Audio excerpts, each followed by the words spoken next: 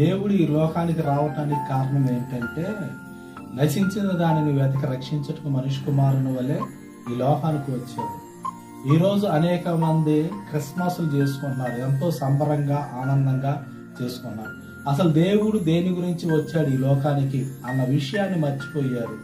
ఇక్కడ చూడండి, దేవుడు ఎందుకు వచ్చాడంటే ప్రజల యొక్క పాపములు శాపములు తొలగించడానికి ఆయన ఈ లోకానికి వచ్చాడు. అలాగే ఎంతో మంది బంధకాల్లో బందీగా ఉంటున్నారు, వాళ్ళందరిని ఆ బంధకాల నుండి విడిపిస్తానికి దేవుడు ఈ లోకానికి వచ్చాడు.